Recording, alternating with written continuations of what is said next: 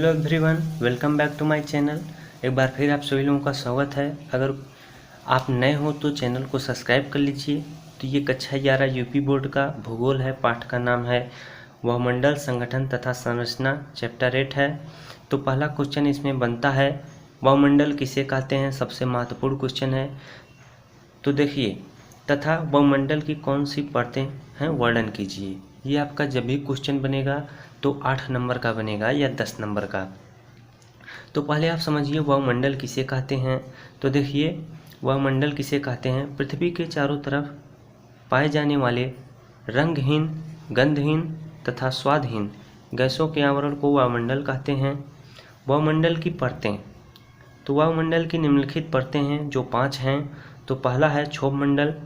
यह वायुमंडल की सबसे निचली परत है जिसकी ऊंचाई भूमध्य रेखा से 16 किलोमीटर तथा ध्रुवों से 8 किलोमीटर होता है। यहाँ पर मौसम की सभी घटनाएं घटित होती हैं, जैसे बादलों का चमकना, गरजना, आंधी तूफान आना, वर्षा होना आदि। क्षोभमंडल में ही ये सब सारी क्रियाएं होती हैं। दूसरे मंडल का नाम है समताप मंडल। क्षोभमंडल के ऊपर समताप मंडल का पाया जाता है। तो देखिए, समताप मंडल, क्षोभमंडल के ऊपर समताप मंडल पाया जाता है। यहाँ पर तापमान समान होता है, इसलिए इसे हम समताप मंडल कहते हैं। इसी मंडल में ओजोन गैस पाई जाती है जो सूर्य से निकलने वाली पराबैंगनी किरणों को अवशोषित कर लेता है, जिससे पृथ्वी इसके घातक प्रभाव से बच जाती है, जिससे पृथ्वी अत्यधिक गर्म होने से सूर्य की किरणों से बच जाती है। तीसरा आपका मध्यमंडल है। तो समताप मंडल के ऊपर मध्यमंडल पाया जाता है। इसकी ऊंचाई 32 से 80 किलोमीटर तक होता है। इसका क्षेत्र जो तापमान होता है सबसे कम होता है। इस क्षेत्र में तापमान बहुत ही कम होता है, -100 डिग्री सेल्सियस।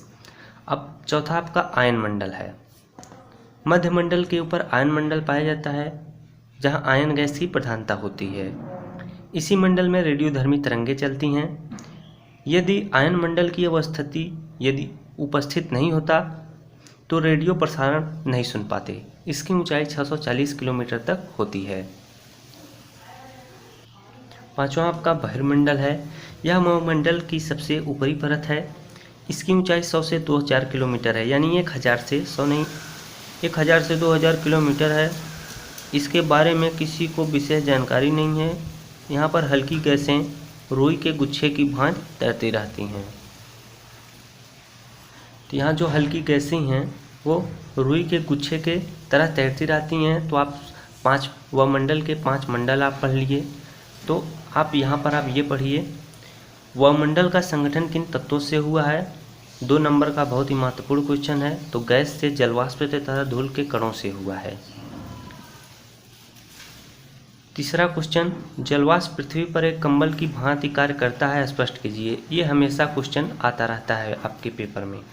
तो जलवाष्प एक परिवर्तनशील गैस है जो ऊंचाई के अनुसार घटती है। विषुवत रेखा से ध्रुवों की ओर जलवाष्प की मात्रा कम होती है। यह सूर्य से निकलने वाले ताप के कुछ भाग को अवशोषित करती है एवं पृथ्वी से निकलने वाले ताप को संग्रहित करती है। यह पृथ्वी को न तो गर्म होने देता है और न ही ठंडा होने देता है। इसीलिए जलवाष्प को एक पृथ्वी पर कंबल की भांति कार्य करता है। अगला क्वेश्चन, इस पाठ का सबसे महत्वपूर्ण क्वेश्चन, मौसम और जलवायु में अंतर क्या है। तो मौसम प्रतिदिन बदलता है जबकि जलवायु प्रतिदिन नहीं बदलती है।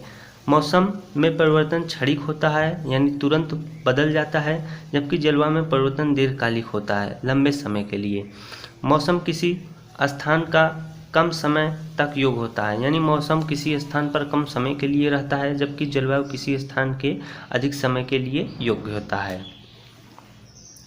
अब आप देखिए, रेडियो तरंगों का परिवर्तन किस मंडल से होता है। तो ओजोन मंडल या समताप मंडल से होता है। मेघों का निर्माण कैसे होता है। तो वायुमंडल में उपस्थित धूल व नमक के कण आर्द्रता केंद्र की तरह कार्य करते हैं, जिसके चारों ओर जलवाष्प संघनित होकर बादल का निर्माण होता है। मेघ का मतलब बादल होता है। तो इसे आप प्रश्न 3 बनाकर नोट कर लीजिए। तो वायुमंडल में सबसे अधिक गैस कौन होती है, नाइट्रोजन।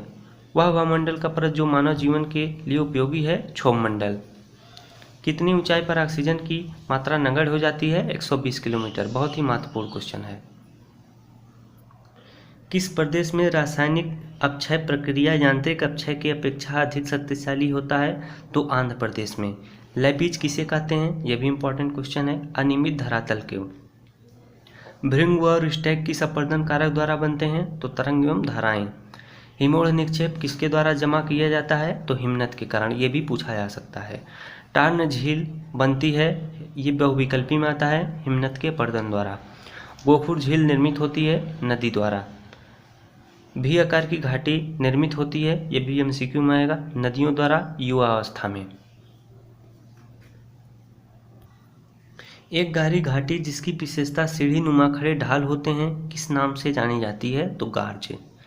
एस्कर क्या है? ये आपके 1 नंबर के क्वेश्चन में आ जाएगा या 2 नंबर।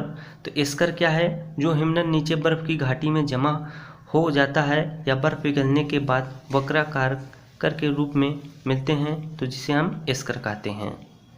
जब हिमनद नीचे बर्फ की घाटी में जमा हो जाता है या बर्फ पिघलने के बाद वक्राकार रूप धारण कर लेता है, तो जिसे हम एस्कर कहते हैं। लेगुर किसे कहते हैं? महत्वपूर्ण क्वेश्चन ये है। खाड़ी तथा खाड़ी रोधिका के मध्य जल में भरे हुए भाग को लेगुर कहते हैं। ये देखिए खाड़ी है, ये खाड़ी रोधिका है, इसके मध्य भाग में भरे हुए जल को हम लेगुर कहते हैं। सुनामी किसे कहते हैं? Very important question. समुद्र में भूगर्भीय हलचल होने से उत्पन्न विशालकाय लहरें सुनामी कहलाती हैं। तो आशा करता हूँ ये वीडियो आपको समझ में आया होगा। तो अगर आप चैनल पे नए हों तो इसी तरह नोट्स पाने चाहते हो तो चैनल को ज़रूर सब्सक्राइब कर लीजिए। वीडियो को देखने के लिए धन्यवाद।